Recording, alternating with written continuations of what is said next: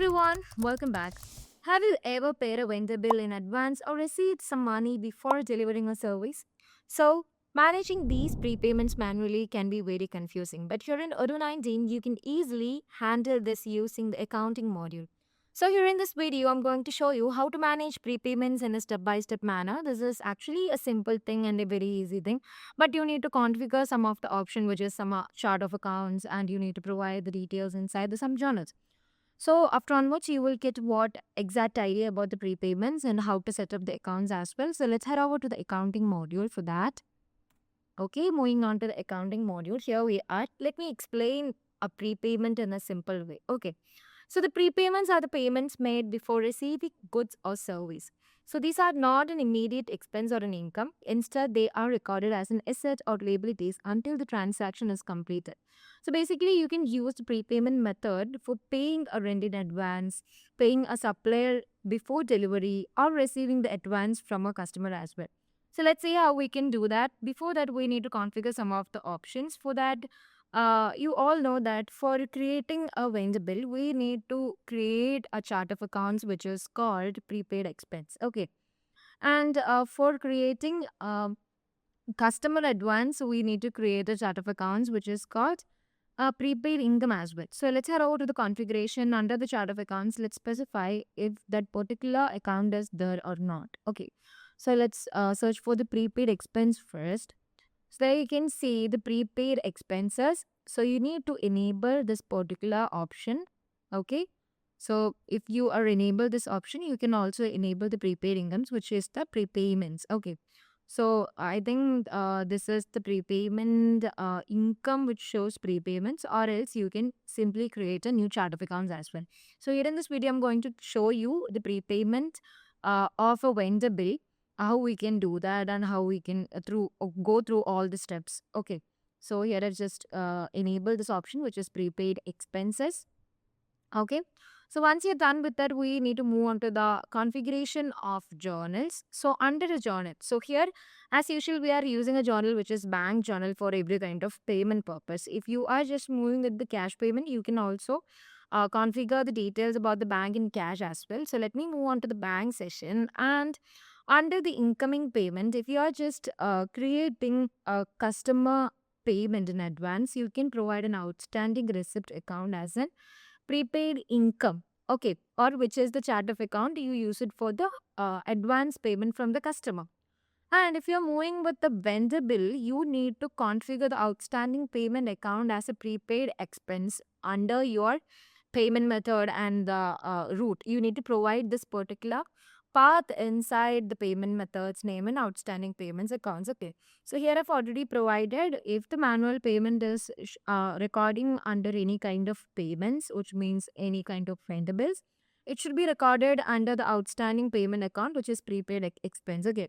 So here I've provided the outstanding payment account. Once you're done with it, you can save this manually. After onwards, we need to create a vendor payment.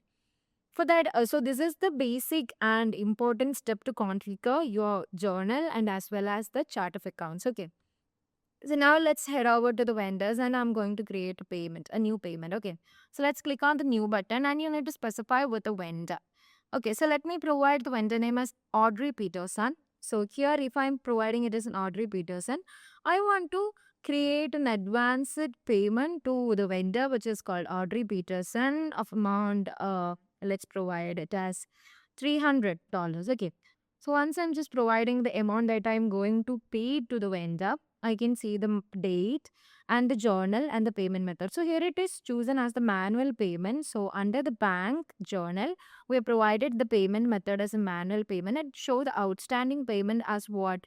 The prepaid expense, because we configured that particular thing inside our journal. So here it is shown as the manual payment, and now you configure all such options. You can simply confirm this payment. So this is in process stage, but this is in event paid it. Okay.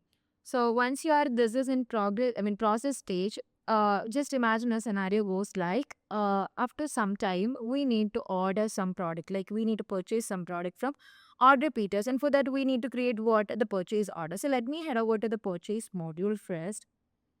Okay.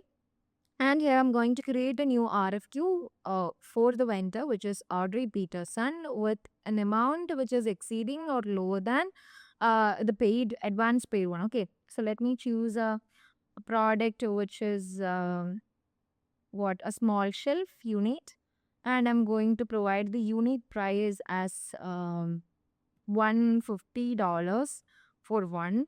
So let me provide the quantity as 3. So once I'm providing the quantity as 3, now you can see the total amount is $450, and there you can see the total is showing under the particular RFQ is $570. Okay. So just remember one thing, we only paid an advance of $300 to Audrey Peterson. Let's see what happened once we are confirming the payment. Okay, so after that, let's confirm this RFQ into a purchase order. So we need to receive the product. For that, you can see Audrey Peterson is willing to give the product before the payment to us.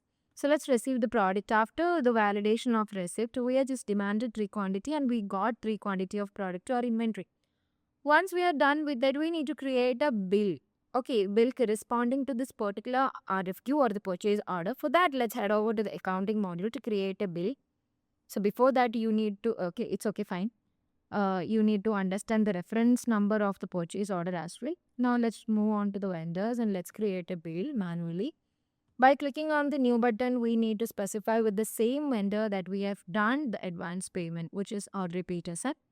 Once there, we need to auto complete, which is our reference of a purchase order. So just have provided the uh, option which we got, and there you can see all the details have been provided inside our internet.